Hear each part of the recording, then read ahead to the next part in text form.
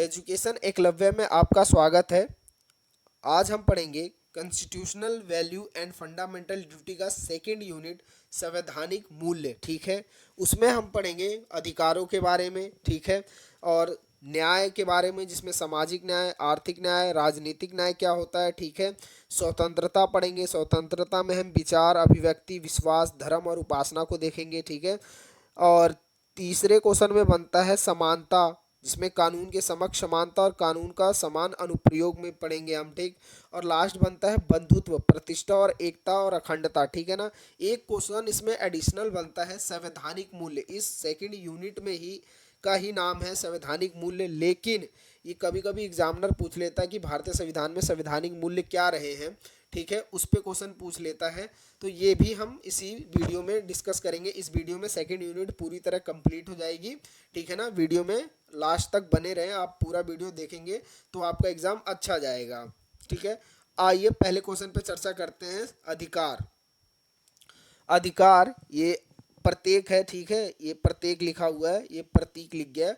प्रत्येक व्यक्ति के व्यक्तित्व को विकसित करने के लिए संविधान द्वारा दिया गया प्रावधान मौलिक अधिकार कहलाता है। ठीक है, पर जो व्यक्ति के व्यक्तित्व को विकसित करे, जो भारतीय संविधान द्वारा दिया गया प्रावधान, वो मौलिक अधिकार कहलाएगा। ठीक है, अब 1928 में ही मोतीलाल नेहरू समिति बनी। ठीक है, 1928 में मोतीलाल नेहरू समिति बनी, ने अधिकारों की एक घोषणा पत्र की मांग उठाई। ठीक है, अब अधिकारों की घोषणा पत्र क्या होता है, तो अधिकारों की घोषणा पत्र मानव अधिकारों की वह सूची, यानी जो मानव मनुष्य के अधिकारों की वह सूची जिसे लोकतांत्रिक सरकार द्वारा जनता को प्रदान किया जाता है, अधिकारों की घोषणा पत्र कहलाता है। ठीक है ना। अब ये संविधान के भाग 3 में अनुच्छेद 12 से 35 तक मूल अधिकार का वितरण दिया है। ठीक है ना, मौलिक अधिकारों का वितरण बताया गया है। अब मौलिक अधिकारों में, भारतीय संविधान में मौलिक अधिकार जो दिए गए हैं वो टोटल पहले 7 दिए गए थे। ठीक है, 7 मौलिक अधिकार दिए गए थे। ठीक है, लेकिन क्या हुआ, जो संपत्ति का अधिकार था उसको हटा दिया गया है। अब 6 ही मौलिक अधिकार हैं। ठीक, पहला है समानता का अधिकार, स्वतंत्रता का अधिकार, शोषणता के विरुद्ध का अधिकार, धर्म की स्वतंत्रता का अधिकार, संस्कृति तथा शिक्षा का अधिकार, संवैधानिक उपचारों का ये अधिकार है। ठीक है, और इसके बाद ये संपत्ति का अधिकार है, यानी जो संपत्ति का अधिकार था पहले मौलिक अधिकार था, उसके कुछ कारणों की वजह से संपत्ति के अधिकार को 44वें संविधान अधिनियम 1978 जब आया, मतलब संशोधन किया संविधान में, तो मूल अधिकार की सूची से हटा दिया गया। इसे क्या कर दिया गया, संविधान के भाग 12 में अनुच्छेद का 300 का के तहत कानूनी अधिकार बना दिया गया। ठीक है, इसे कानूनी अधिकार बना दिया। अब ये मौलिक अधिकार की श्रेणी में नहीं आता है। ठीक है ना, ये संपत्ति का अधिकार 7वां अधिकार था मौलिक अधिकार, लेकिन अब इसे 44वें संविधान संशोधन अधिनियम 1978 द्वारा इसे हटाकर, ठीक है, अब इसे कानूनी अधिकार बना दिया गया है। अब इन अधिकारों का उल्लेख संविधान में व्यक्ति और समूह की गारंटी के रूप में किया जाता है इन लोगों का। ठीक है, व्यक्ति की गारंटी के रूप में इसलिए किया जाता है क्योंकि मौलिक आपके शोषण के विरुद्ध लड़ने का अधिकार, स्वतंत्रता के अधिकार इत्यादि की भी बात की जाती है इस चीज बात में, इसलिए इसे समूह की गारंटी के रूप में माना जाता है। ठीक, ये अधिकार न्याय संगत होते हैं। न्याय संगत का यह अर्थ है कि मौलिक अधिकारों का उल्लंघन के समय मामले में, ठीक है, मौलिक अधिकारों के उल्लंघन के मामले में व्यक्ति अपनी शिकायत के निवारण के लिए कहाँ जाएगा, सर्वोच्च न्यायालय के संपर्क में कर सकता है। उसे संपर्क कर सकने का मतलब है सर्वोच्च न्यायालय जा सकता है कि वो कह सकता है कि मेरे अधिकारों को हनन हो रहा है, मेरे मेरे साथ शोषण हो रहा है, ठीक है, मेरे साथ अत्याचार हो रहा है, मुझे अधिकारों पे मतलब इंसाफ चाहिए। यदि सरकार कोई कानून बना देती है जिसमें मौलिक अधिकारों को प्रतिबद्ध, ठीक है, जिसमें मौलिक अधिकारों को प्रतिबद्धित करती है, तो ऐसे कानून को अदालत न्यायिक समीक्षा द्वारा करती है। देखती है अदालत कि इस कानून में ऐसा कोई प्रावधान तो नहीं दे रखा है, या कोई ऐसा कानून तो नहीं है ये कि मौलिक अधिकारों को प्रतिबंध कर रहा है, उसको कम कर रहा है, उसको हनन पहुंचा रहा है। ठीक है, अगर ऐसा पाया जाता है सर्वोच्च न्यायालय द्वारा, तो इस कानून को निरस्त कर दिया जाता है, चाहे गवर्नमेंट संसद दोबारा क्यों ना कानून बनाओ, उसको भी अगर मौलिक अधिकार या संविधान की मूल संरचना में, स्ट्रक्चर में अगर कोई हस्तक्षेप होता है तो उसे रद्द कर दी जाती है। ठीक है, अब मौलिक अधिकार और मानवाधिकार, ठीक है, मानवाधिकार, ठीक, में बात कर लेते हैं थोड़ा सा। मौलिक अधिकारों की तुलना मानव अधिकारों से की जाती है, यानी मनुष्य के लिए बनाए गए अधिकारों से की जाती है। मानव अधिकारों की जो गरिमा में जीवन जीने के लिए न्यूनतम आवश्यकता की शर्त माना जाता है। ठीक है, जिसमें सामाजिक, राजनीतिक और सांस्कृतिक अधिकार शामिल हैं। मौलिक अधिकार सामाजिक, राजनीतिक और सांस्कृतिक पहलुओं पर भी व्यक्ति को सुरक्षा प्रदान करते हैं, इसलिए इसे मौलिक मानव अधिकार भी माना जाता है। यह संविधान के भाग 3 को, यानी कि मौलिक अधिकार के भाग को, भारत का मैग्ना कार्टा भी कहा जाता है इसे। ठीक है, क्योंकि ये लोगों को सुरक्षा प्रदान करता है। ठीक है, उनके अधिकार को, उनके जीवन व्यक्तित्व को विकसित करने की बात करते हैं इसमें। ठीक है, अब मौलिक अधिकारों की उत्पत्ति कैसे होती है?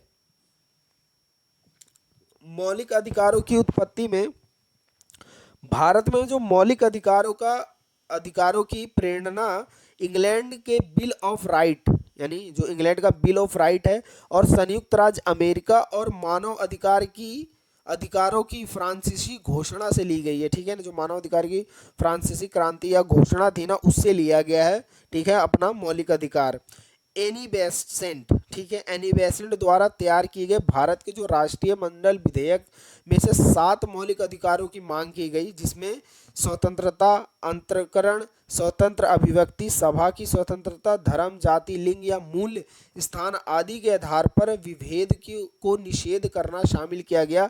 यानी आप किसी के साथ मतलब जाति भेदभाव, लिंग भेदभाव आप ये नहीं कर सकते। ठीक है, पूर्ण रूप से अभिव्यक्ति की स्वतंत्रता होगी, उस व्यक्ति को, सभी को समाज में सभी समान होंगे। ठीक है, कोई भेदभाव नहीं किया जाएगा।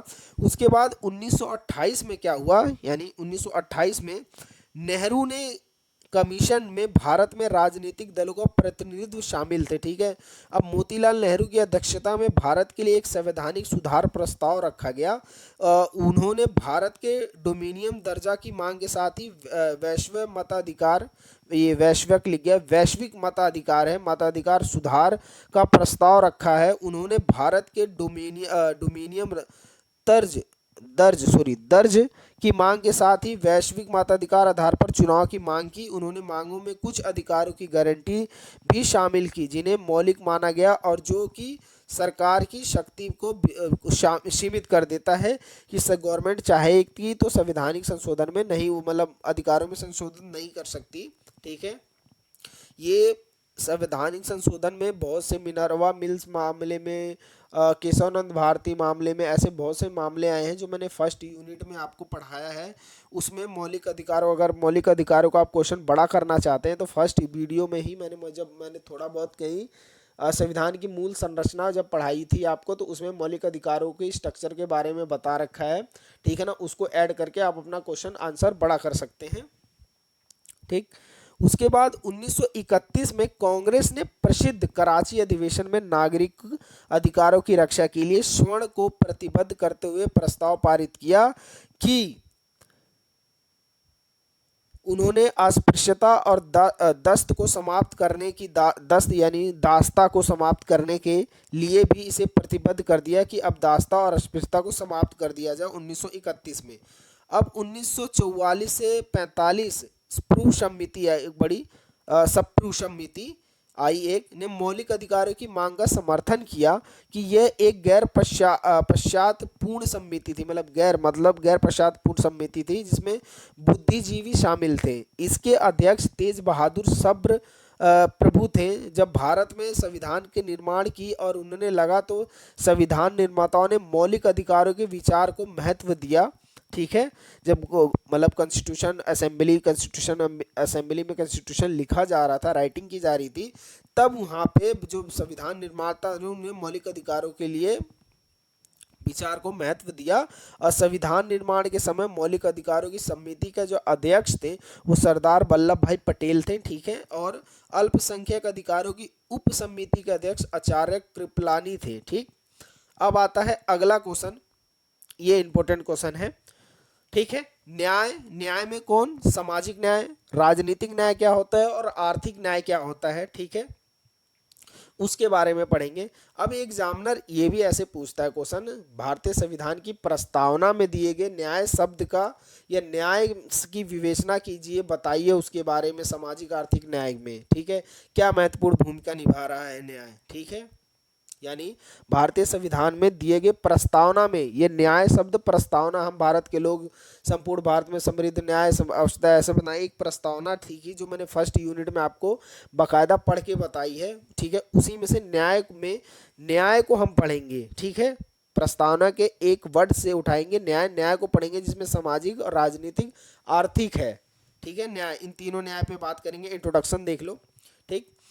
भारतीय संविधान की प्रस्तावना में न्याय शब्द का प्रयोग सामाजिक, आर्थिक और राजनीतिक नए न्याय की गारंटी के लिए, ये न्याय है, ठीक है, नए लिख गया है, थोड़ी बहुत पीडीएफ में गलती है तो सॉरी उसके लिए, ठीक। ये न्याय की गारंटी के लिए तीन बार किया गया प्रयोग शब्द, सामाजिक न्याय, आर्थिक न्याय और राजनीतिक न्याय, ये 3 बार में इसकी न्याय के शब्द का प्रयोग किया गया है। संविधान में इन लक्षणों को पूरा करने के लिए मौलिक अधिकार और राज्य के नीति निर्देशक सिद्धांतों पर अध्ययन शामिल है। इनकी सुरक्षा मौलिक अधिकार और नीति निर्देशक सिद्धांतों के विभिन्न उपबंधों के जरिए की जाती है न्याय की, ठीक है। भारतीय संविधान के अनुच्छेद 38 में क्या है, जो इंडियन कॉन्स्टिट्यूशन अनुच्छेद आर्टिकल 38, ठीक है, इंडियन कॉन्स्टिट्यूशन आर्टिकल 38 यानी भारतीय संविधान का अनुच्छेद 38, ये क्या कहता है न्याय के बारे में, राज्य को लोगों के कल्याण को बढ़ावा देने के लिए एक सामाजिक व्यवस्था सुरक्षित करने का निर्देश देता है। इस संबंध में ये निम्न अनुसार 2 प्रावधान प्रदान करता है। पहला प्रावधान है कि राज्य यथासंभव प्रभावी ढंग से एक सामाजिक व्यवस्था की सुरक्षा और सुरक्षा के लिए लोगों के कल्याण को बढ़ावा देने का प्रयास करेगा, जिसमें न्याय, सामाजिक, आर्थिक और राजनीतिक राष्ट्रीय जीवन की सभी संस्थाओं को सूचित करेगा, ठीक है। दूसरा क्या बात की गई इसमें कि राज्य विशेष रूप से आय में असमानता को कम करने का प्रयास करेगा और न केवल व्यक्ति के बीच बल्कि विभिन्न क्षेत्रों में रहने वाले या विभिन्न व्यवसायों में लगे लोगों को समूहों के बीच भी स्थित सुरक्षा और अवसरों की असमानता को खत्म करने का प्रयास करेगा, ठीक। अब न्याय की परिभाषा देख लो आप, ठीक है। न्याय का पहले अर्थ देखो।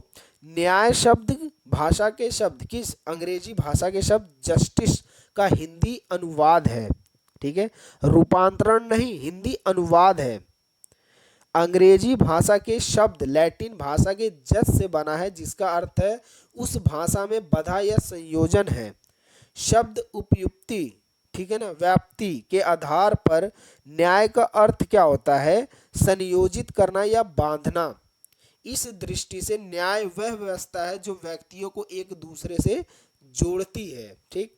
अब अरस्तु के अनुसार न्याय क्या है, वेस्टर्न पॉलिटिकल थॉट जब हम पढ़ते हैं तब उसमें हम अरस्तु को पढ़ते हैं, ठीक है ना।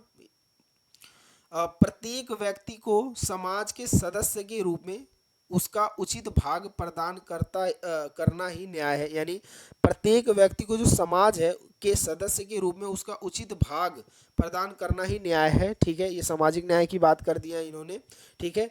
रफल के अनुसार न्याय उसे व्यवस्था का नाम है जिसके द्वारा व्यक्तिगत अधिकार की रक्षा होती है और समाज की मर्यादा भी बनी रहती है। यानी न्याय उस व्यवस्था का नाम है, व्यवस्था का उस व्यवस्था का नाम है जिसके द्वारा व्यक्ति के अधिकारों की रक्षा होती है, ठीक है, और ये समाज की मर्यादा बनी रहती है इसमें। अब आते हैं सामाजिक न्याय पे, ठीक है। सामाजिक न्याय में राजनीतिक न्याय का अर्थ है कि हर व्यक्ति को समान राजनीतिक अधिकार प्राप्त होंगे, ठीक है। राजनीतिक न्याय का मतलब होता है हर व्यक्ति को राजनीतिक अधिकार समान प्राप्त होंगे, चाहे वह राजनीतिक दफ्तरों में प्रवेश की बात हो, यानी गवर्नमेंट ऑफिस में जा रहा है, काम कर रहा है, उसमें भी हो, या तो अपनी बात सरकार तक पहुंचाने का हो, सभी तरह का अधिकार, उसे राजनीतिक अधिकार हर व्यक्ति को होना होगा, ठीक है। सार्वजनिक नीतियां निर्धारित करने की प्रक्रिया में सबको प्रत्यक्ष रूप से हिस्सा लेने का अवसर और अधिकार प्राप्त होगा, ठीक। गवर्नमेंट जो नीतियां बनाएंगी, संसद जाने का, जो भी हो, राजनीतिक मत देने का, चुनाव लड़ने का, सब चीज़ का राजनीतिक का अधिकार प्राप्त होगा सभी को, ठीक। अब आता है नागरिकों को धर्म, जाति, लिंग, पथ,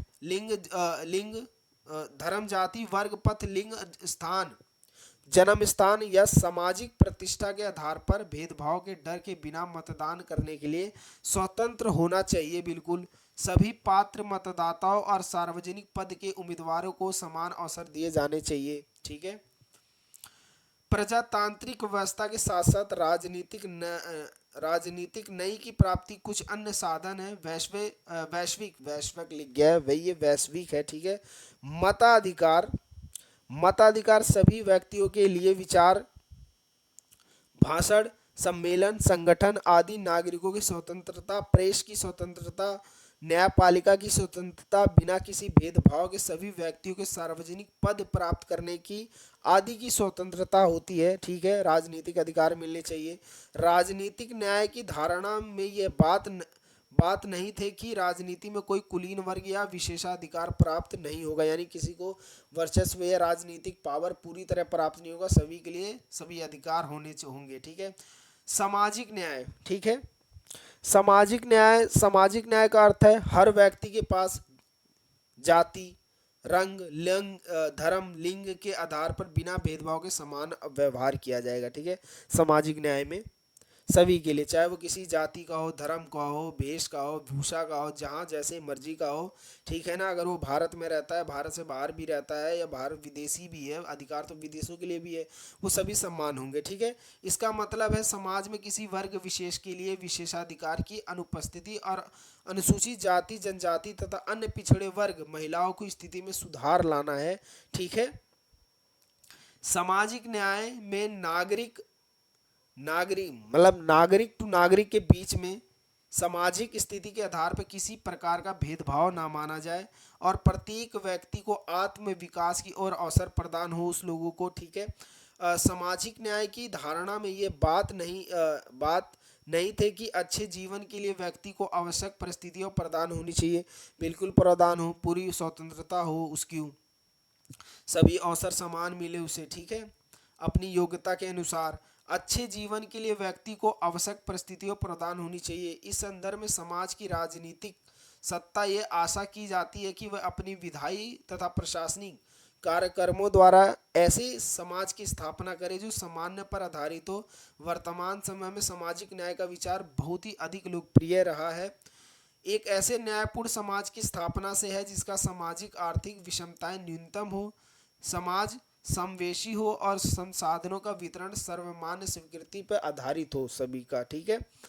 आर्थिक न्याय का अर्थ है कि आर्थिक क्रम के आधार पर किसी भी व्यक्ति को भेदभाव नहीं किया जाएगा, यानी मैं बहुत बड़ा अमीर आदमी हूँ तो मैं मजदूरों को भेदभाव नहीं करूँगा, उसका उत्पीड़न करूँगा, उसको सताऊँगा, ज़्यादा मेहनत कराऊँगा, कम पैसे दूंगा, ऐसा कुछ नहीं।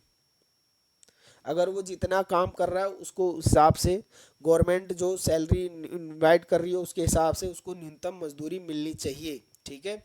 ये नहीं कि मैं बहुत बड़ा अमीर हूँ, धन्ना सेठ हूँ तो मैं बस भाई मेरे अलावा कोई नहीं है। ठीक है। अंबानी हूँ तो मैं मजदूरों को नहीं पहचानूंगा। जस्ट ऐसे ही एक एग्जाम्पल ले सकते हो। ठीक है। ठीक, बहुत बड़े आदमी हो गए हो, किसी मजदूर को ऐसे उत्पीड़न कर रहे हो, सता रहे हो, किसी व्यक्ति को, गरीब को सता रहे हो, तो ऐसा नहीं। ठीक, सभी को समान आर्थिक वो से मिलना चाहिए। ठीक है। ठीक। आर्थिक न्याय का अर्थ है कि आर्थिक क्रम के आधार पर किसी भी व्यक्ति से भेदभाव नहीं किया जाएगा आर्थिक उस पे। इसमें संपदा, आय, संपत्ति की असमानता को दूर करना भी शामिल है। सामाजिक न्याय और आर्थिक न्याय का मिलजुला रूप अनुपातिक न्याय को परिलक्षित करता है। ठीक है। निष्कर्ष देख लो।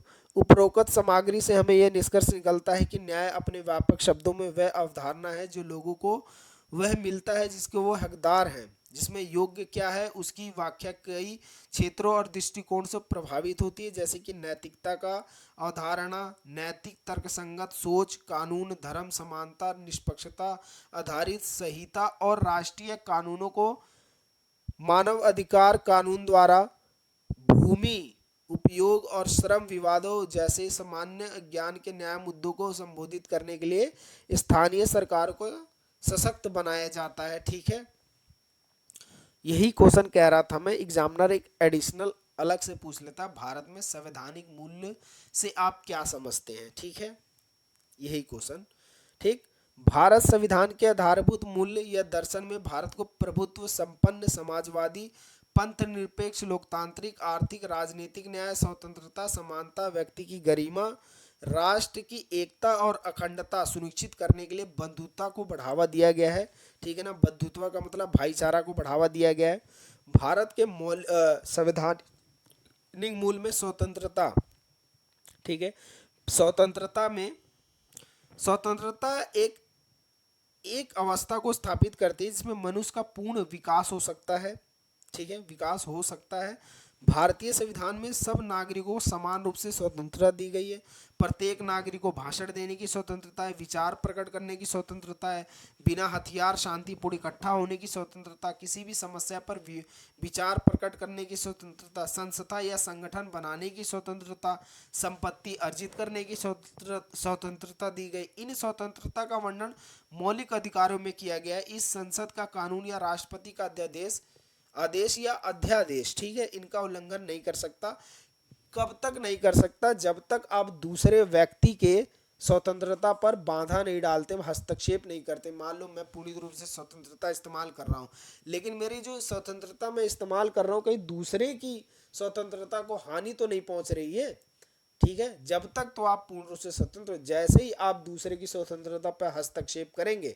अब मैं पूर्ण रूप से गाने सुन सकता हूँ, पूरा स्वतंत्र हूँ अपने मनपसंद के गाने बजाने के लिए, ठीक है, मैं भाषण देने के लिए। अब मैं भाषण देने या गाने बजाने के लिए मैं ऐसा कुछ बजा दूं या ऐसा कुछ बोल दूं भाषण में कि दूसरे समुदाय लोग, मतलब दूसरे लोगों को बुरा लग जाए, उसकी स्वतंत्रता का हनन होना लगे, तो वो मेरी स्वतंत्रता पर प्रतिबंध गवर्नमेंट लगा सकती है, ठीक। न्याय न्याय प्रस्तावना जनता को न्याय का विश्वास दिलाता है। भारतीय जो प्रस्तावना, संविधान की प्रस्तावना है हम भारत के लोग वाला, ठीक है, उसमें न्याय विश्वास दिलाता है। प्रस्तावना सामाजिक आर्थिक और राजनीतिक न्याय स्थापित करना हमारे संविधान का उद्देश्य है। सामाजिक न्याय से तात्पर्य है कि समाज में असमानता को दूर किया जाए तथा सामाजिक समानता स्थापित किया जाए। आर्थिक न्याय का अर्थ है कि आर्थिक समानता को समाप्त करना, असमानता को समाप्त करना। राजनीतिक न्याय का अर्थ है प्रत्येक व्यक्ति को राजनीति में प्रवेश करने, समान अवसर प्रदान करने जाए ताकि उसकी समानता का अधिकार दिया जा सके, ठीक है। प्रजातंत्र की बात की गई है संवैधानिक तंत्र में।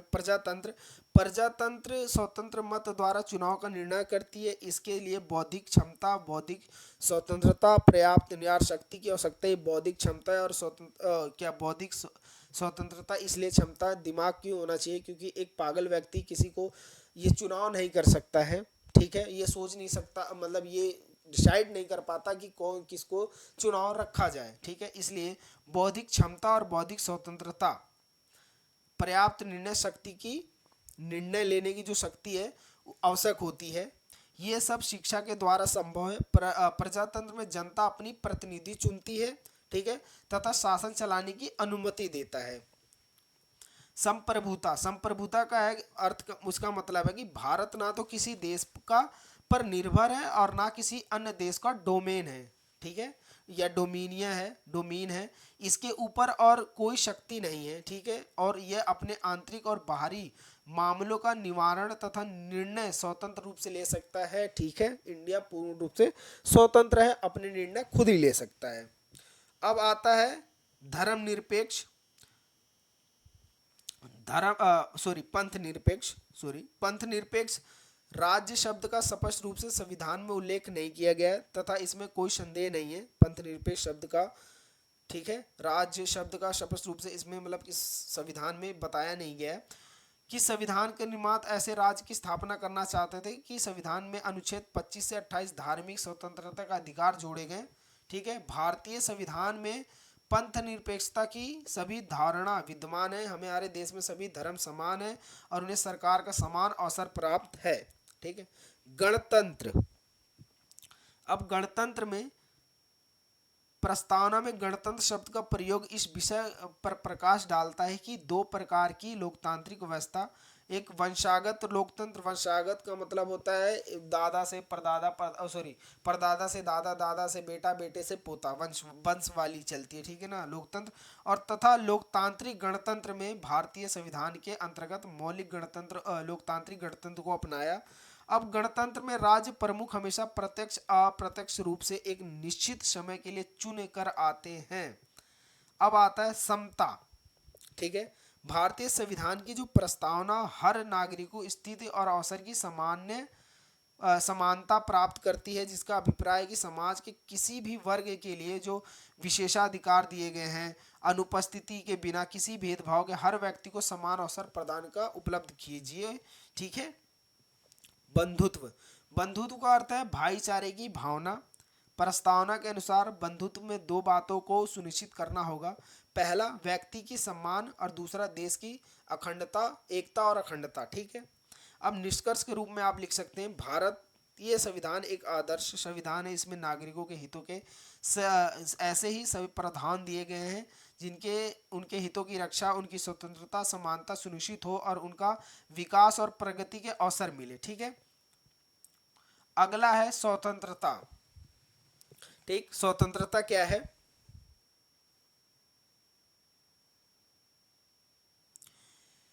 स्वतंत्रता, इसमें स्वतंत्रता में विचार, अभिव्यक्ति, विश्वास, धर्म और उपासना को पढ़ेंगे, ठीक है। स्वतंत्रता में स्वतंत्रता का मतलब होता है अर्थ। स्वतंत्रता को अंग्रेजी में लिबर्टी कहते हैं, ठीक है ना, लिबर्टी।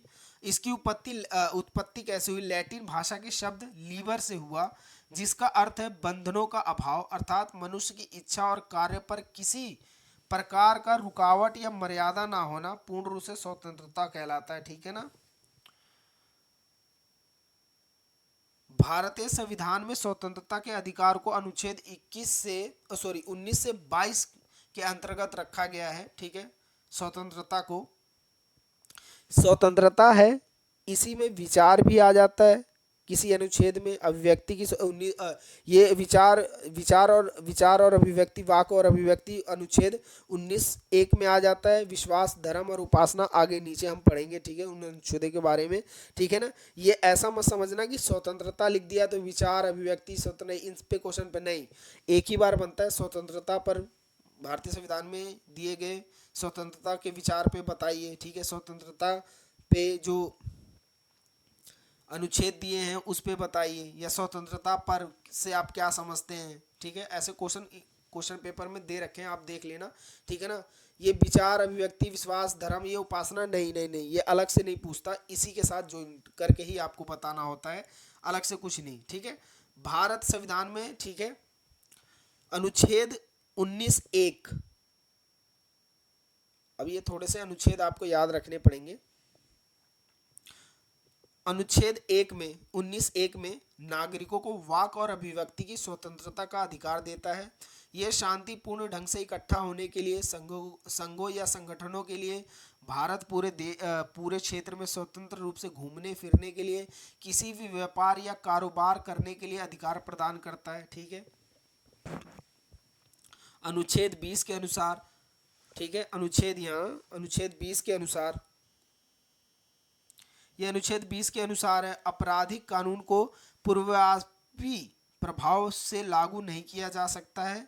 इसका अर्थ है कि जो अपराधी को अपराध करने के समय जो कानून है ना, उसी के तहत सजा मिलेगी, ना कि पहले के बाद के बनने वाले कानून के तहत, ठीक है। कहने का मतलब है कि मान लो कोई अपराधी है, उसको सजा हो रही है, तो सजा जिस वक्त उसने अपराध किया होगा उस समय के ही कानून से उसको सजा दी जाएगी, ना कि पीछे के कानून से, ठीक है, और ना ही आगे आने वाले कानून से, ठीक है। नहीं, ना पीछे जाओगे कानून लेने और ना तुम आगे जाओगे, ठीक है, कानून बनने में। जहाँ पे जिस समय जिस सन में उस बंदे ने अपराध किया, जो जज है, जो कानून उस समय चल रहा, उसी के हिसाब से उसको सजा मिलेगी, ठीक है, अन्यथा नहीं, ठीक। इसी अनुच्छेद में के तहत सजा मिले ना कि पहले के। अच्छा, इस अनुच्छेद के खंड बी में कहा गया है, अनुच्छेद खंड 20 के बी में कहा गया है कि व्यक्ति को अपने विरुद्ध साक्ष्य प्रस्तुत करने के लिए दबाव नहीं डाला जाए। साक्ष्य मतलब वो जो पुलिस वाले गवाही ले लेते हैं ना जबरदस्ती के, वो जबरदस्ती का दबाव नहीं डाला जाएगा उस पे। अनुच्छेद 21 का अधिकार, ठीक है, जीवन का अधिकार, ये सबसे समग्र रूप से व्याख्या किया गया है अनुच्छेद 21, जिसमें देश में आम, ठीक है, ये अनुच्छेद 21 में जिसमें आम, ठीक, जिसमें देश में आम लोगों के जीवन को बेहतर बनाने के लिए एक नए आयन जोड़े हैं। अनुच्छेद बी, ये भी लिख गया बी, अनुच्छेद 32 के तहत बंदी प्रत्याशीकरण रीट लिखा है, रेट लिख गया है, रीट द्वारा संरक्षित है, जिसका अर्थ है दैनिक स्वतंत्रता का होना। ये मुख्य रूप से पर्याप्त सबूत के बिना वैध करार के मामले में प्रचलित है, ठीक है। शिक्षा के अधिकार को 86वें संविधान संशोधन अधिनियम, ठीक है, 2002 में जोड़ा गया। आप इसमें देख सकते हो, ये इसमें धर्म विश्वास उपासना में, ठीक है, शिक्षा भी आ जाती है। शिक्षा के अधिकार को 86वें संवैधानिक संशोधन अधिनियम 2002 द्वारा अनुच्छेद 21A के तहत मौलिक अधिकार में जोड़ा गया, जो राज्य को निर्देश देता है कि 6 वर्ष से 14 वर्ष की आयु के बीच, मतलब नीचे 6 से 14 वर्ष के नीचे सभी बच्चों को मुफ्त अनिवार्य शिक्षा प्रदान के लिए निर्धारित किया जाता है, यानी 8वीं तक के बच्चों को फ्री में पढ़ाओ। अनुच्छेद 22 मनमानी गिरफ्तारी और निरोध के विरुद्ध सुरक्षा संबंधी उपयोग से संबंधी है, मनमानी गिरफ्तारी नहीं की जा सकती आपकी। अनुच्छेद, ये पॉइंट छठा, अनुच्छेद 21 मनुष्य के दुर्व्यवहार पर रोक लगाया जाता है, बाल श्रम प्रतिशत करता है, ठीक है, जो परिश्रम करता है बाल श्रम, उस पर प्रतिबंध लगाया। अनुच्छेद 24 में कारखाने आदि जैसे खतरनाक स्थानों पर 14 साल के कम आयु के बच्चों को नियोजित प्रतिबंध है। आप वहाँ 14 साल से कम आयु के बच्चों से काम नहीं करा सकते, आप पे कानूनी कार्रवाई की जा सकती है, ठीक है। अनुच्छेद 25 अंतःकरण की स्वतंत्रता और धर्म को बिना किसी बाधा के माने आचरण और प्रचार करने की स्वतंत्रता से संबंधित है। अनुच्छेद 26 में कहा गया है, 9वां पॉइंट, ठीक है, अनुच्छेद 26 में व्यक्ति को अपने धर्म के लिए संस्थाओं की स्थापना, ठीक है, और पोषण का अपने धर्म विषय कार्यों का प्रबंध करने की विधि, समस्त संपत्ति के अर्जन, स्वामित्व प्रशासन करने का अधिकार, यानी अपने धर्म को मनाने, उसको बनाने, प्रचार प्रसार करने की पूरी स्वतंत्रता होगी, ठीक है। अनुच्छेद 27 धार्मिक अभिवृद्धि के लिए करों का भुगतान नहीं करने की स्वतंत्रता होगी। आप अपने धार्मिक अभिवृद्धि के लिए करों का भुगतान नहीं कर सकते, ठीक है, आपको नहीं करना होगा। अनुच्छेद 28 के अनुसार पूरी तरह से राज्य के स्वामित्व वाले किसी भी शिक्षण संस्था में कोई धार्मिक शिक्षा नहीं दी जाएगी, यानी अनुच्छेद 28 के अनुसार यह अनुच्छेद कहता है कि जो राज्य के स्वामित्व वाले किसी भी शिक्षा संस्था यानी स्कूल में कोई भी धार्मिक शिक्षा नहीं दी जाएगी। अन्य मान्यता प्राप्त और राज्य द्वारा में सहायता प्राप्त संस्थाओं में धार्मिक उपासना पूजा में सभी लोग भाग लेंगे या नहीं लेंगे, नहीं पूजा करना चाहते या करना चाहते हैं उन पे ऊपर स्वतंत्र है, वो आना पूजा में भाग लेना चाहते हैं तो आ जाओ, नहीं लेना है तो मत आओ, आपकी मर्जी, आपकी स्वतंत्रता होगी, ठीक है। अनुच्छेद 29 और अनुच्छेद 30 संस्कृति और शिक्षा से संबंधित का अधिकार है। अगला क्वेश्चन है समानता, कानून के समक्ष समानता और कानून के समान संरक्षण, ठीक है। समानता का अर्थ है किसी समाज की उस स्थिति से है जिसमें उस समाज के सभी लोग समान, अलग अलग नहीं, अधिकार या प्रतिष्ठा रखते हैं, यानी सभी पूर्ण रूप से समान हो, कोई भी जाति लिंग भेदभाव के आधार पर कोई भेदभाव नहीं होगा, यानी समानता का तात्पर्य है लिंग, जाति और सामाजिक स्थिति जैसे कारणों की परवाह किए बिना प्रत्येक व्यक्ति के समान व्यवहार और अवसरों का अधिकार से है। पूर्ण रूप से अधिकार मिलना चाहिए, वो किसी भी जाति का हो, धर्म का हो, वर्ण का हो, किसी का कुछ भी हो, काला हो, पीला हो, नीला हो, ठीक है, सभी जो समान होंगे वो, ठीक। समानता का अधिकार 14 से 18 के अंतर्गत भारतीय संविधान में दिया गया है, लेकिन हम 14 से 18 नहीं, थोड़ा सा और आगे के पढ़ेंगे, ठीक है, 14 से 18 से और आगे, ठीक।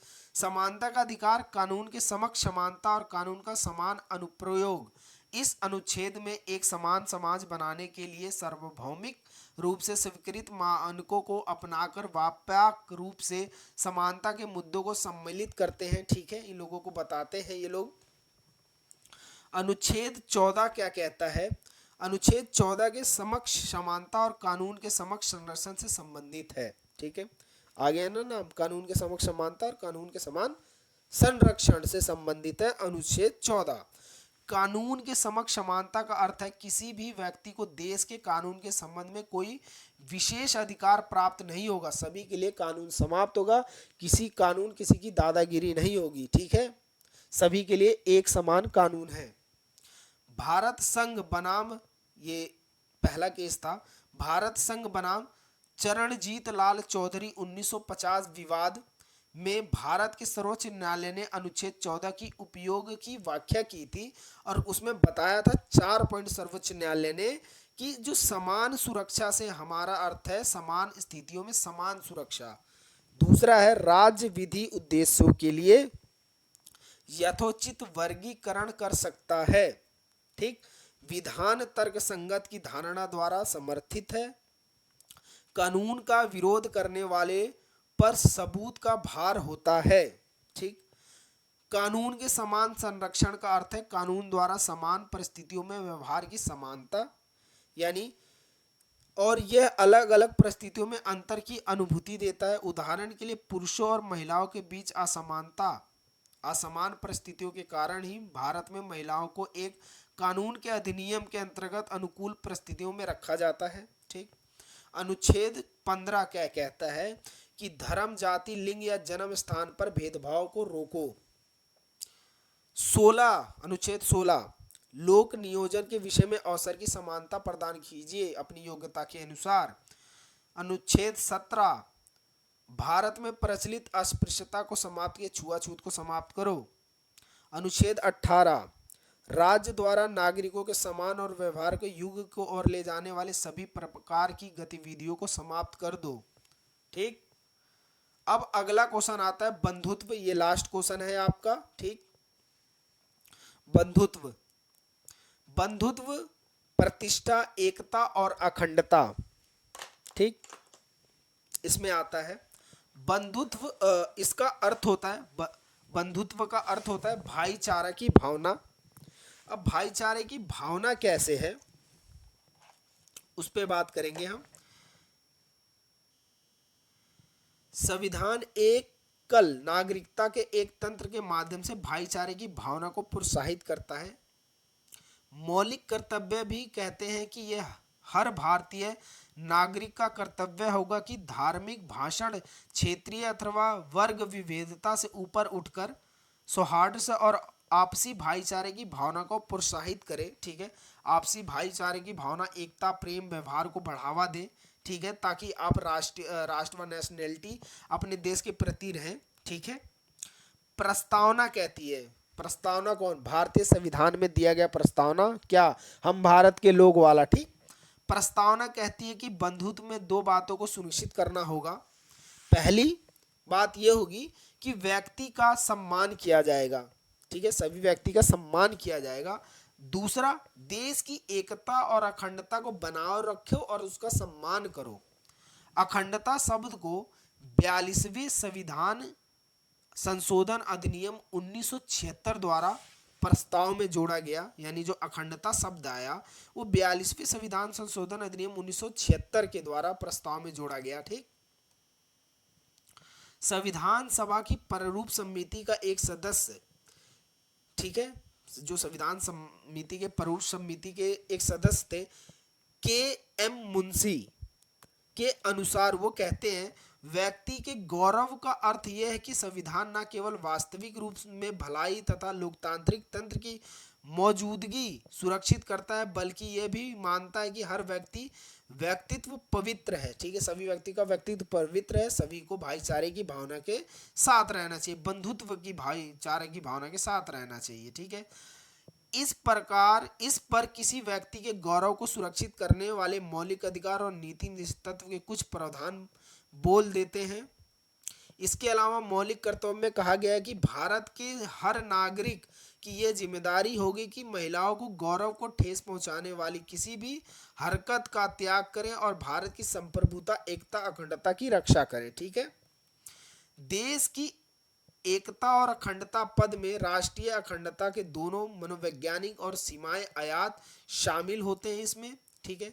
संविधान के अनुच्छेद 1 में भारत का वर्णन राज्यों के संघ के रूप में किया गया है, ताकि यह बात स्पष्ट हो जाए कि जो राज्यों को संघ से अलग होने का कोई अधिकार नहीं होगा। ठीक। इसमें भारतीय संघ की बद्रीनाथ जा सकने वाली प्रवृत्ति का परिलक्षण होता है। इसका उद्देश्य राष्ट्रीय अखंडता के लिए बाधक सांप्रदायिकता, क्षेत्रवाद, जातिवाद, भाषावाद इत्यादि जैसी बढ़ाव पर पार पाना, यानी जो जातिवाद, सांप्रदायिकता, बाधा, क्षेत्रवाद, जातिवाद, भाषावाद जो चल रहा है उसको खत्म करके एकतावाद, भाईचारे की भावना को लेके आना है। ठीक है। राष्ट्रीय एकता और अखंडता को सशक्त करने के लिए, बंधुत्व की भावना को विकसित के लिए भारतीय संविधान के अनुच्छेद 29 और 30 में अल्पसंख्यक के विशेष अधिकार दिए गए हैं। ठीक है। ये विशेष अधिकार दिए गए हैं। अनुच्छेद 29 में कहा गया है कि अल्पसंख्यकों की भाषा, लिपि, संस्कृति के संरक्षण से संबंधित है। यह राज्य के द्वारा बनाई गई या राज्य से वित्त प्राप्त शिक्षा संस्थाओं में प्रवेश के लिए धर्म, जाति, लिंग, भाषा के आधार पर हो रहे भेदभाव पर रोक लगाओ। ठीक है। और अनुच्छेद 30 में कहा गया कि अल्पसंख्यक समुदायों को उनकी लिपि और जो संस्कृति है के संरक्षण के लिए शैक्षिक संस्था का प्रबंध और प्रशासन करने का अधिकार प्रदान करता है। ये वीडियो, ये यूनिट यहीं खत्म होती है। अगली वीडियो थर्ड वाले यूनिट पे आएगा। तीसरी यूनिट अगली वीडियो में मिलेंगे। एजुकेशन एकलव्य में आपका स्वागत है। प्लीज़ यार, सब्सक्राइबर नहीं बढ़ रहे, इतनी मेहनत करने के बाद भी कोई फ़ायदा हो नहीं रहा है। ठीक। प्लीज़ चैनल को सब्सक्राइब कर दो भाई, वीडियो को लाइक करो और देखो पूरा वीडियो देखने के लिए धन्यवाद। आप लोगों का अगली वीडियो में मिलते हैं।